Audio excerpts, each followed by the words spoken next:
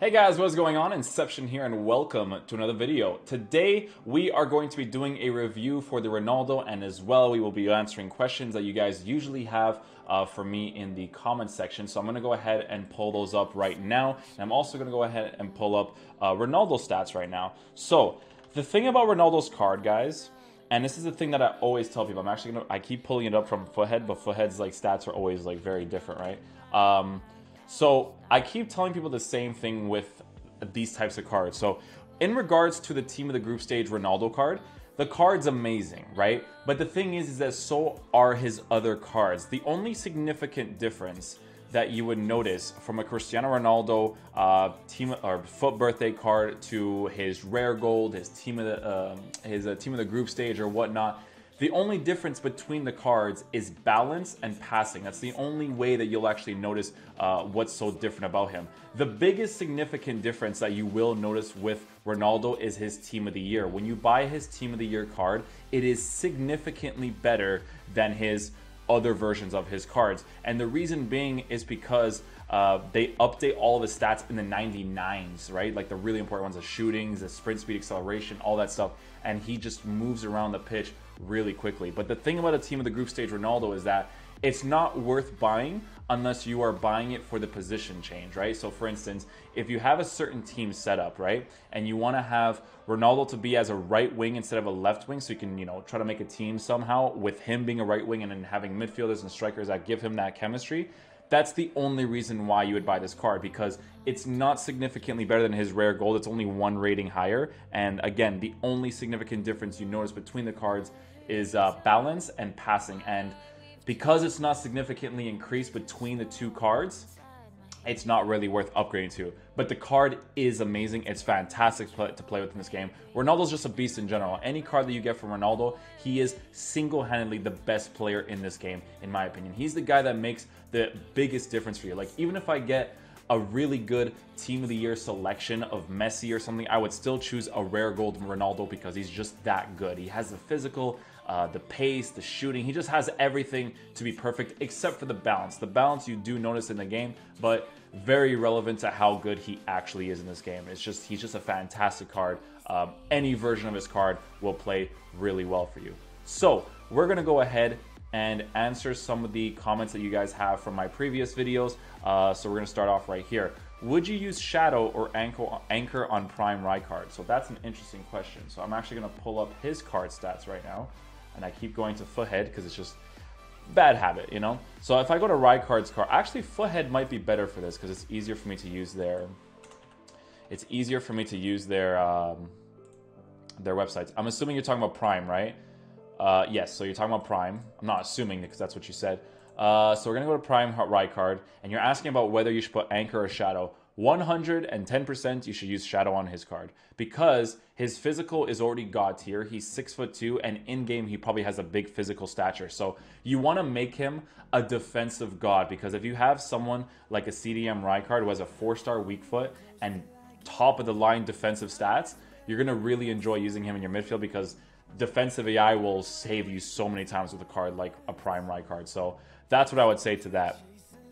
In regards to whether you should use Anchor or Shadow. His physical is already good, man. He has 82 jumping with 90 strength while being 6'2", so you really don't need to touch that. You can mess with the jumping a little bit more, but I honestly don't think you need to. And then you have 89 marking already, 91 stand tackle, sliding tackle is 87, so you really can't go wrong with the card. It's really, really good.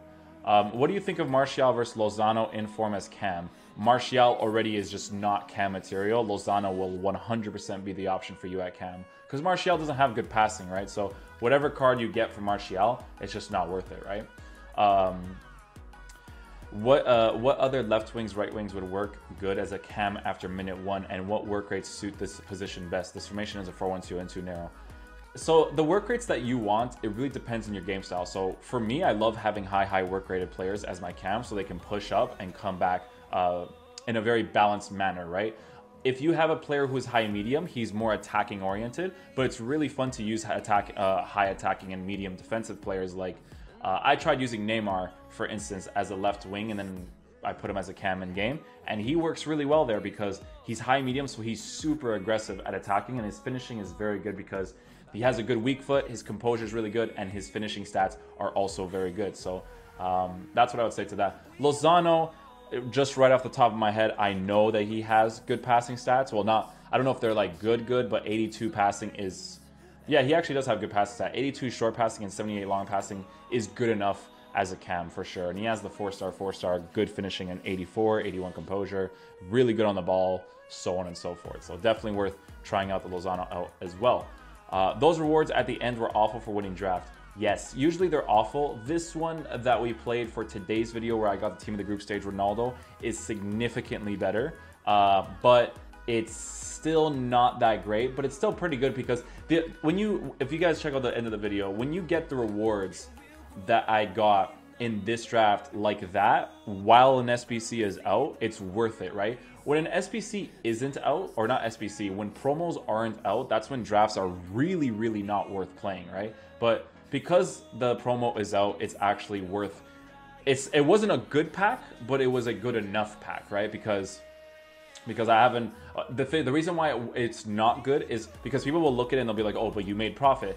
It's not that the pack itself isn't good, it's for all the drafts that I've won that just don't compensate for the coins that you lost for, even if you do them for the promos. Now, if I kept the cards that I ended up selling for my Xbox account, because I sold everything in my team at some point, I would have had a lot of 84s, a lot of 83s, a lot of 82s. Like, I'm doing SBCs to create content for YouTube, right? Because I know that people like to see who I can get in packs and reviews on players while I do those packs, right? So it's cool to do that kind of system for my YouTube channel. So that's why I kind of focus on creating those SBC contents, because I've actually noticed that gameplay on YouTube is more sufficient if it's the background of the video, but the SBC part is very important to kind of engage the viewer to actually watch the video. So that's what I've noticed recently. What would you do at the point where it's not worth upgrading players like Bakayoko? The only thing I can do are the icons, but they are far too expensive and I don't have the motivation to save coins for such a long time. So just upgrade to players like Conte, or else I should do with coins without any use. I feel like it's a wasted potential.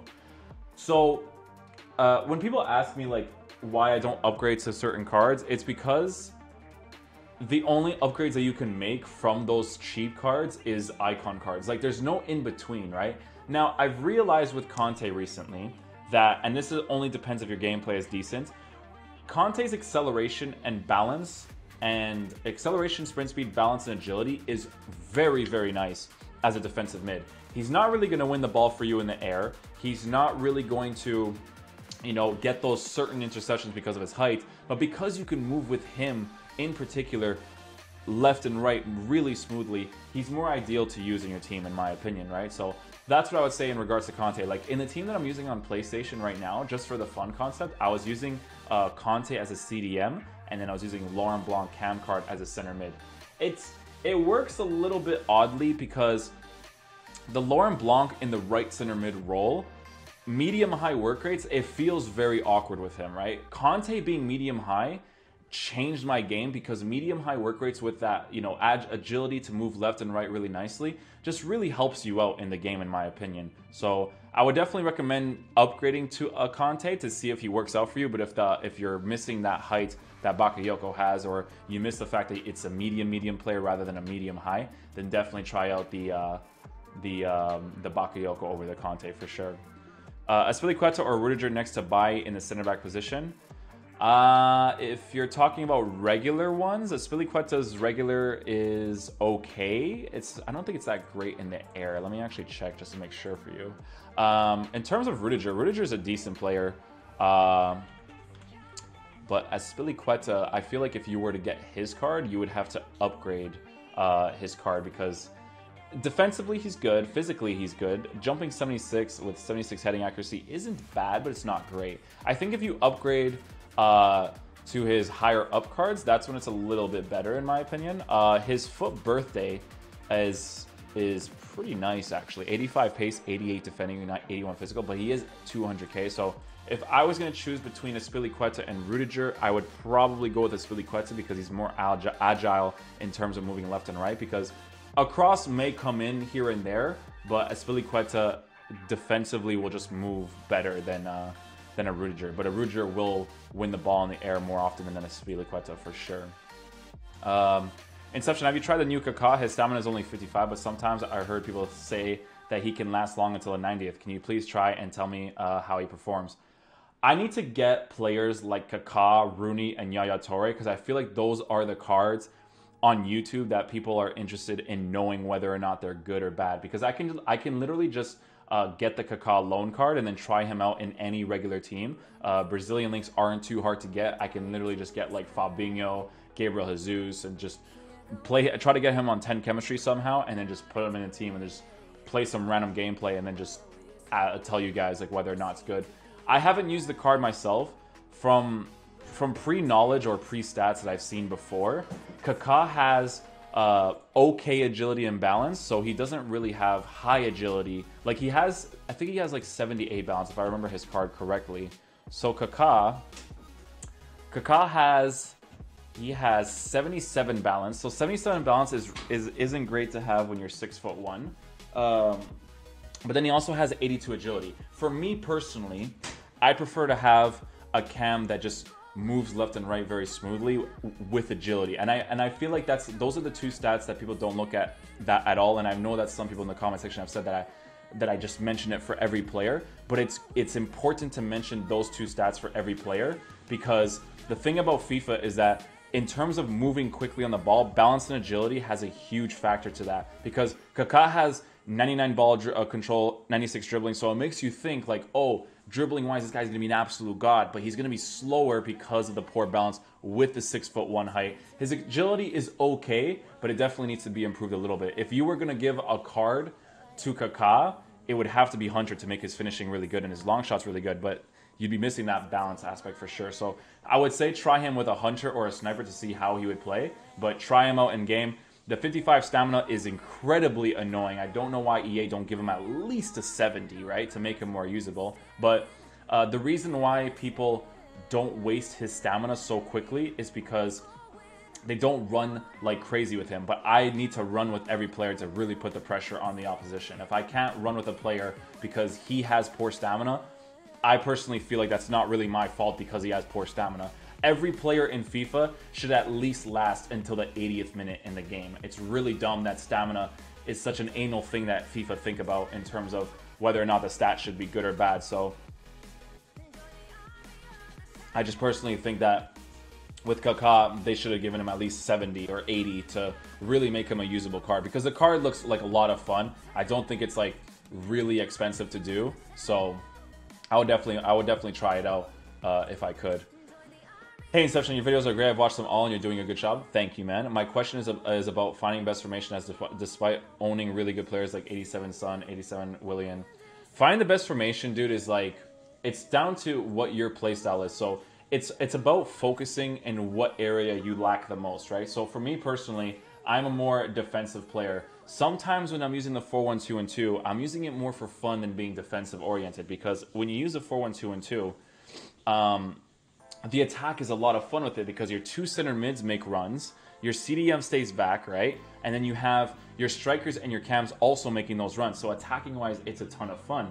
But if you notice that when you're playing the game or you're playing foot champs or whatever, you have to switch to a formation that you feel like you're lacking in your gameplay, right? So if you're attacking against someone, right, and you feel like you're lacking on the sides of players pushing in behind, or you want them to be really high up, so that, because what happens when you switch formations, right, is that, let's just say, for instance, you switch to a 4-3-3.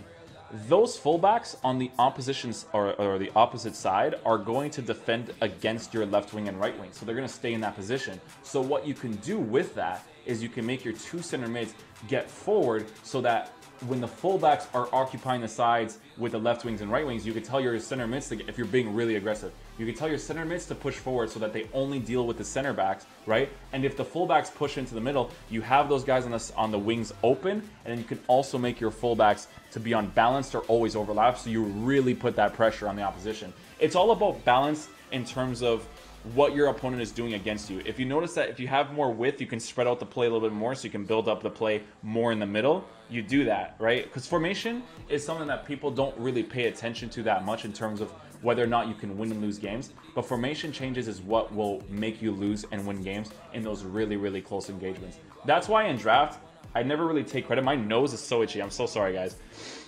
It's always hit you in every video. I don't know what it is. The thing about changing formation is that when you play drafts, right, you can't really change the formation. You have to stick with whatever the formation is that you have, because when you have that formation, it's draft. You're basically stuck with whatever you got, right? So sometimes people will come to my stream and then they'll face me in FIFA and then they'll stop by. They'll be like, "Oh, Inception, GG. You know, you played really well." And I'm just like, dude, it's draft.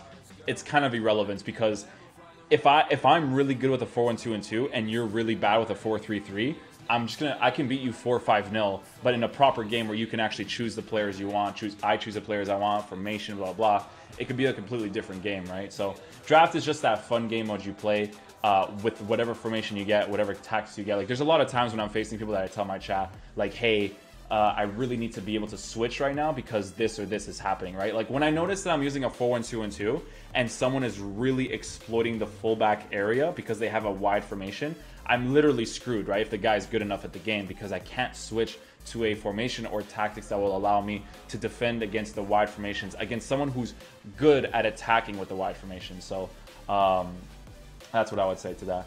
Thanks for shortening your videos under an hour. So that, in regards to that, people have actually been very 50-50 with that. And I think that making the videos shorter is just better, because I think more people complain about them when they're an hour long rather than them being like 30 minutes long. Because I think 30 minutes is like a good cutoff, because someone can watch like 10 minutes of the video and be like, okay, I'm done for today, right? Or someone can watch like 15 minutes of the video, 20 minutes, or the whole thing, depending on the person, and they'll be like, okay with that, right? But an hour, I can understand where people come from.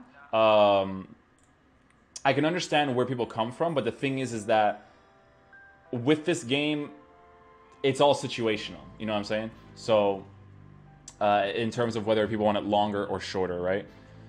Who the F is this guy, and why does he only have 26K subs? You should have 200K at least. Thank you, man. The grind on YouTube, you have to be consistent, man. Consistent grind on YouTube is what's important in terms of growing your content. And I think if I'm consistent through FIFA 18, I think that when FIFA 19 comes out, that's when I think the channel's really going to blow up. So that's what I'm really hoping for. So I'm really trying to grind out the YouTube content, because I think I can get it to a certain point, because I think I'm okay at making videos. I'm very confident in my own channel and growing it. And I'm glad that you guys have been enjoying the videos. It's a sight to see for sure. My goal by the end of this year is to at least hit like 10K consistent views, and then like every year we kind of like progress from that. So yeah, Bai knocks out every attacker without fouling them. Bai is amazing, dude. Eric Bai is just the type of card that when you put him in your team, you just notice that like he is icon level. Like, there's icons that are not even as good as Bai, right? Like, there's so many icons that are not as good as Bai. Every time I'm talking about the meta in my PlayStation team or my Xbox team, I'm always telling people Bai is the only card in my team that is actual meta, right? Like, when I'm using like Gabriel Jesus, or I'm using like Roberto Firmino, or I'm using the other center back being Boateng. Like, Boateng, Roberto Firmino, Gabriel Jesus, they're not like full meta, right?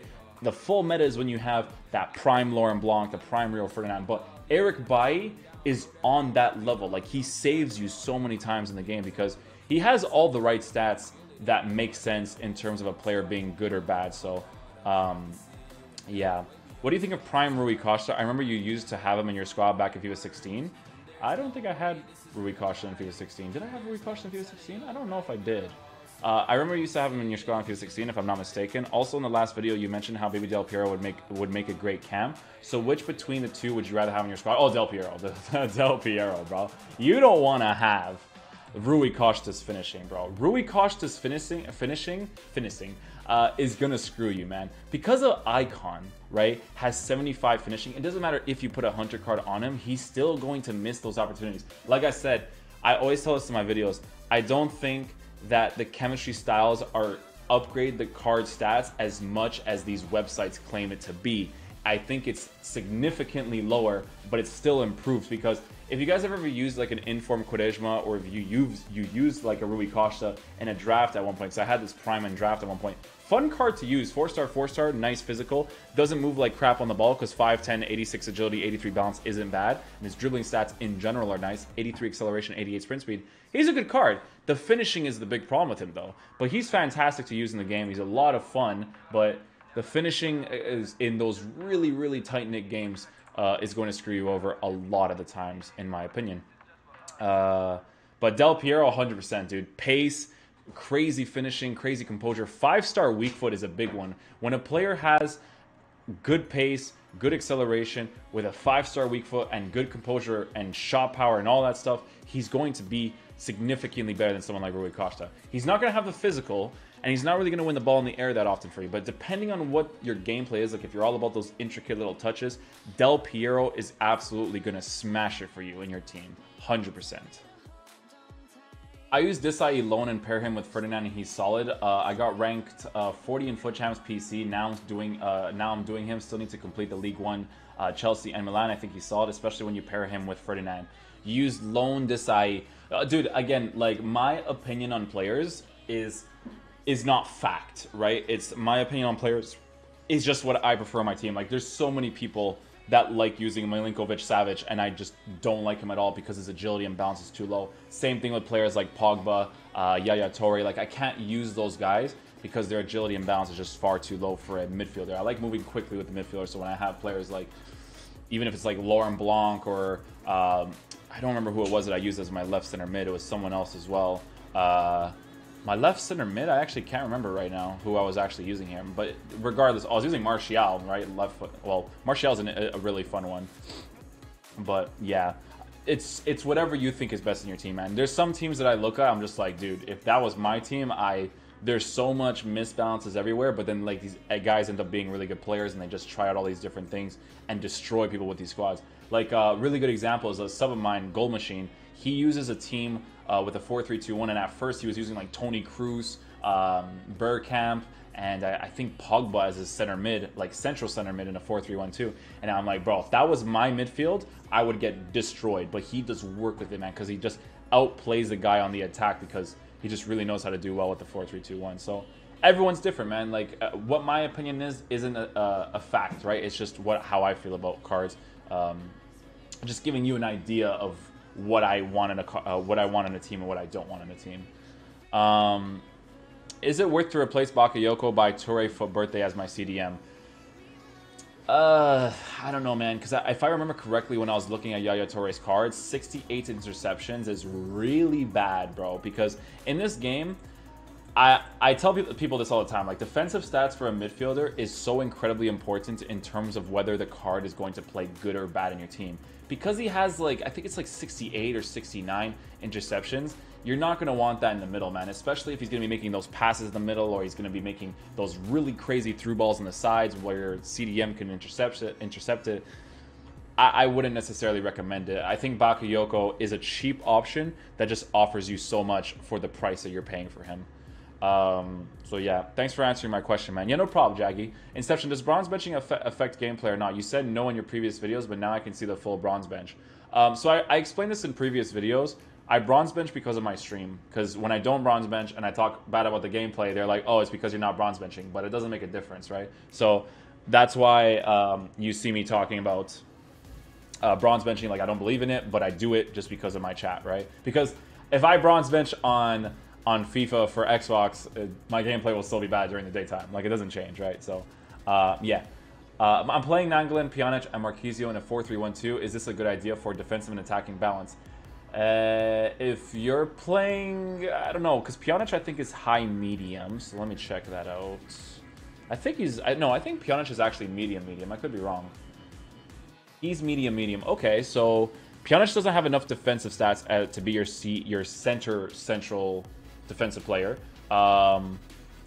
If you're using Nainggolan, his height could present to be a problem, but he does have good defensive stats. And then Marquisio, so you already kind of have a misbalance there, because if you put Marquisio as your CDM, I don't think he has enough defensive stats. I'm going to check that right now, actually. He doesn't have enough defensive stats, but if you put him on the side with Nainggolan, you have a high work rate player with a medium in the middle, but Pjanic doesn't have enough defensive stats either, and if you put Nainggolan as a CDM, his height can present to be a problem, and he's kind of short with high work rate. So, I mean, he's okay. The short is not the problem. It's the high work rates that could be a problem depending on what your playstyle is. So if you're super aggressive, high might be really good for you, but I don't know, with me, man, when I'm using players in my CDM position or the central center mid position, it's got to be a guy that has medium-high work rates. When it's not a guy with medium-high work rates, I get incredibly frustrated that he just pushes up, because I don't want him to push up. I don't mind the 2 center mids pushing up, but the CDM, I really feel like he's the one that needs to stay back,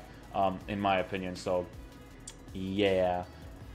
If your budget isn't big, though, I don't know who else you can really put from the Serie A. Like, you can get all those special cards that came out, but it really depends on you, because you're saying that you don't really have that much of a budget to work with. So the typical ones are like Matuidi, because he's left-footed on the left center mid side, Marquisio, and then Nangolan, if you don't really have too much of a budget, like I said. Yeah. There will come a time where you have stated the agility and balance of every single card and foot. That's the comment that I was referring to in the beginning of the video. Yeah, I refer to it because it's the most important.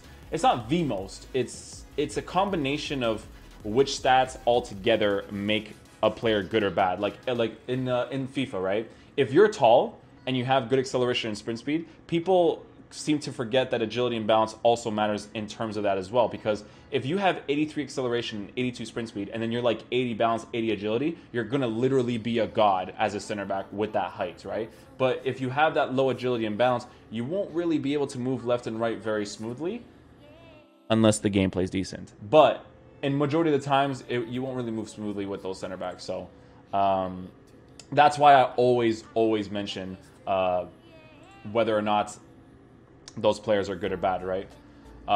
Who would you play at right mid in a 4-2-3-1 bracket 2 between Willian 87 and OTW Mkhitaryan? Willian 100%, bro. I hate Mkhitaryan with the deepest passion because he's the most inconsistent garbage in this game. Now, if he gets upgraded by 2 more informs, there's a lot of potential with him. He can be very, very good. But right now, because they didn't significantly change his card stats from his rare gold to his higher up version, he's literally garbage. But Willian is a ton of fun to use. If you're using Willian as a right wing, you have someone who has high work rates, 84 finishing with 81 composure. His shot power is shit, and it's very noticeable in game. I will tell you guys that right now. But he's very fast on the ball, and his passing stats are quite decent with 88 short passing and 82 long passing. You can even, if you use this guy as a cam, he's going to play very well for you there. His shot power is low, but his long shots are 88. So if you're using him as a cam, if you want to switch that formation from the 4-2-3-1 to a 4-1-2-2, he's going to play there like a beast. But if you're using him as a 4-2-3-1 as a right mid, he's going to play like a beast there as well, because high work rates you can. Because the beauty of having high work rates with a left mid and a right mid is that if you want to be aggressive, you can do that because you can make them attack more than defend based off of your tactics and instructions. But if you want to be more conservative, you can change your tactics and your instructions to be more of a conservative player. So definitely 110% Willian. Even all the guys that respond to you say Willian, and they tell you that I hate Mkhitaryan because I straight up hate him so much because he's so inconsistent in the game. Would you do Kaká for 130k? No, because his stamina is poor and his agility and balance isn't good enough to move really quickly as a cam. Because a cam is more important to move quickly than a striker is. Because they're the ones that have to open up the play and lead the ball off for you guys, right? But obviously you still want your strikers to have good dribbling too, so you can like fake it downwards, go upwards, do a finesse shot, all that kind of stuff, right? So,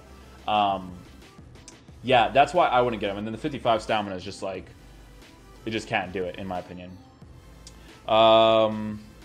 When are you going to analyze someone else's match? You can check out mine, which will be here. So, in regards to me analyzing my viewers' matches, the reason why I haven't done it yet is because of Foot Birthday recently coming out. So when I announced saying, "Hey guys, I want to review your gameplay," I'm gonna go do that so that we can, you know, go from there essentially. The reason why I haven't done that is because Foot Birthday's out and there's so much content to be made from Foot Birthday that I don't know if I'm going to be doing like a review of the gameplay, but I might do it to see how it does in relations to the Foot Birthday cards, to see how it goes, because it's not a bad thing for me to do. It's just that the gameplay that people have been sending me have been minimum gold 1 players all the way up, and I'm the type of person that really believes that if you are minimum gold 1, you're not far away from getting elite 1. Like, you can get gold 1 one weekend and literally get elite 1 the next, because the skill gap between those is very, very low. Very, very low. There's a lot of games that I only win by 1 goal against a gold 1 player, right? So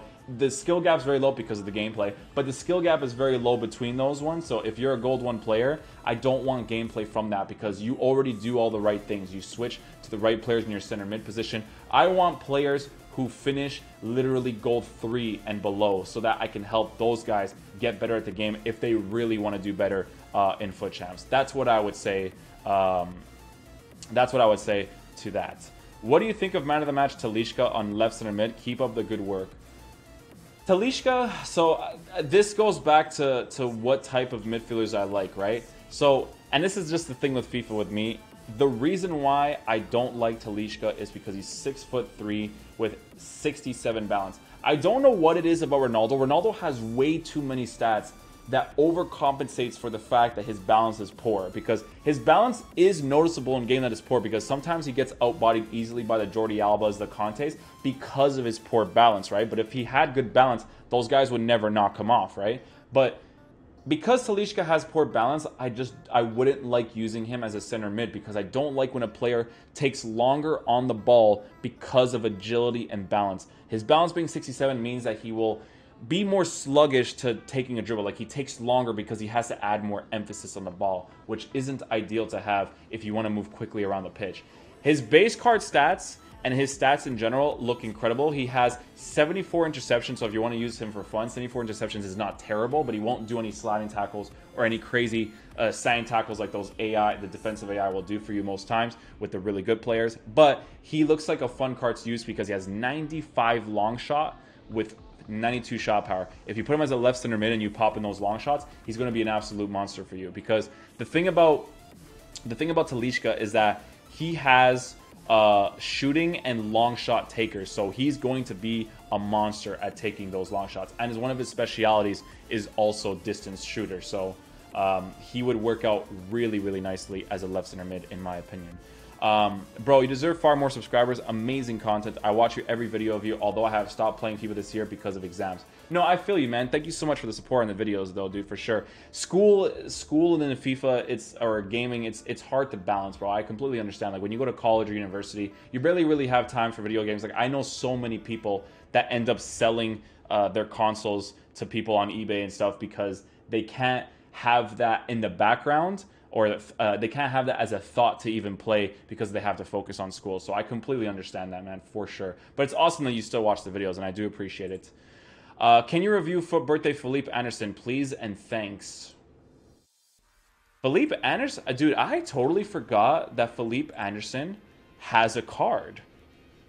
You know why, guys? Because Philippe Anderson is a lot of fun to use as his rare gold card. But I don't know if this is updated right now, because it says that he only has 76 finishing, which actually could be correct, because if I'm not mistaken, his rare gold card, I think, only had 71.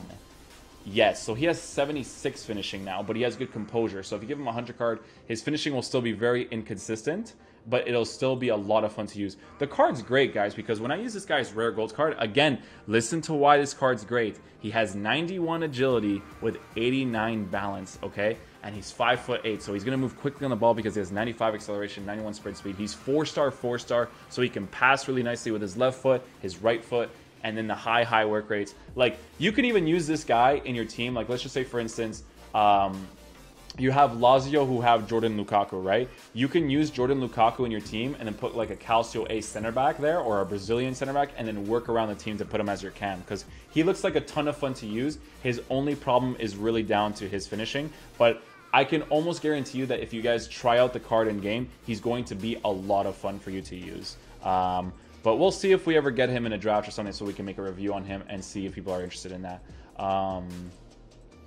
So yeah.